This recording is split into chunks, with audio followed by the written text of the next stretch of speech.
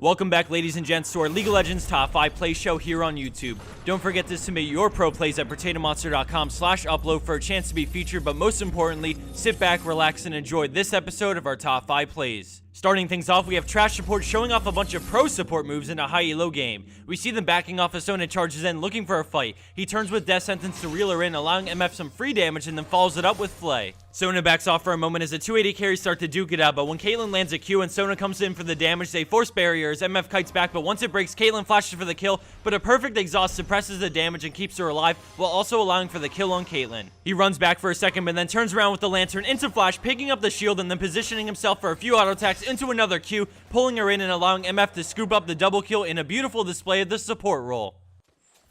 Coming in at our number 4 play, we have Wuju Style on Draven, but this play features great teamwork from Nidalee and Janna as well. At the beginning, we see the fight erupt as he sidesteps the Varus ultimate, and with Janna's shield, he turns on the heat, firing back several spinning axes and his ultimate before getting polymorphed. Varus gets out with barely any health and runs back to recall, just as he spears to the face from Nidalee, and then she pops into Cougar form, diving Lulu. She tries to flash away, but it's no use, and she goes down for the cleanup double kill.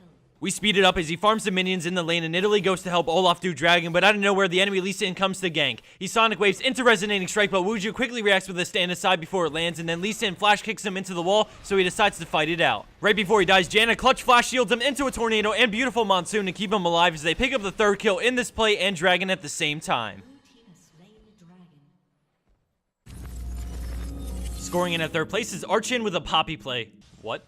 At the start, she flashes Katarina into the wall, bursting her down pretty low and then backing off immediately to wait for cooldowns. The fight commences at Dragon as Udyr dives into the pit for Katarina, but then she escapes as we see Poppy come back in with a heroic charge into Devastating Blow to help bring down Blitzcrank. As they continue to fight, she waits for cooldowns and then sees Vi really low, but she gets stunned and has to choose a different target, and then she sees Cat come in, so she swaps to her for the shutdown kill. Poppy then ults Vi, knowing she just used her Q, and pieces out as they all chase her, and she takes no damage thanks to her ultimate, but then she does something unexpected and turns around with an E on Riven to place her next to Vi and grab the double kill. Thanks to the friendly Vi's noble sacrifice, she escapes death for now as she runs into the enemy jungle, but Riven starts gaining on her, and she sees Draven trailing behind via the ward, so she decides to stop in the brush and turn around with a heroic charge for the triple kill off of Draven.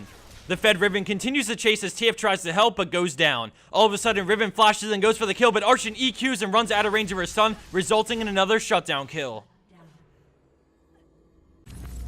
Coming in at our number 2 spot is Best Ezreal NA on Nidalee with a clutch escape thanks to quick moves. We see her poking Nasus down in the lane when all of a sudden he uses his W, and now we see Xerath making his way through the jungle to help out Nasus. After fighting for a bit and now knowing Xerath is there, she runs away, but he pops Ghost and withers her as she heads for the brush with Flash to gain her passive and hopefully outrun them, but Wither is way too strong. Right before he connects, she leaps away and pops out of Cougar form, healing up and then slowing Xerath with Iceborne, but he lands an E and goes for the ult to stun her, but she somehow dodges all 3 charges of Arcane Barrage and then Arcano Pulse. Afterwards, she heads towards her tower and drops solo as they start to dive her, but she barely survives and heals up as a mysterious bear appears to help fend off the dog, ending the chase and escape. Unfortunately, they don't come up with the kill, but let's check out the highlight of that sick escape in slow motion. Xerath E, so all he needs is one spell to stun her, but she leaps the first charge, avoids the second, and barely makes it out of the third while juking out the Arcana Pulse and going the other way. One ability hit would have been death.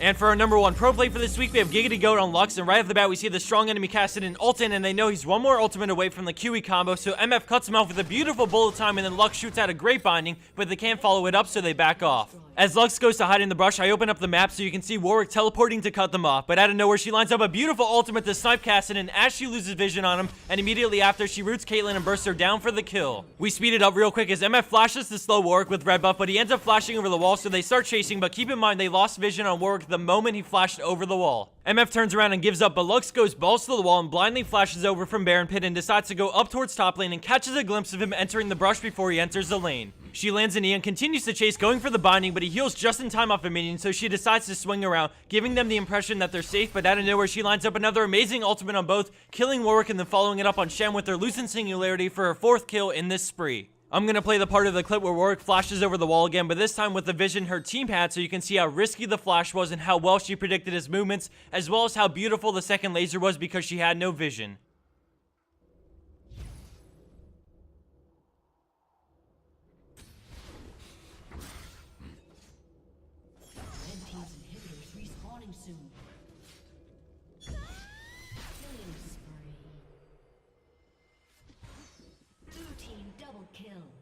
This epic bonus clip of the week is sponsored by Raid Call.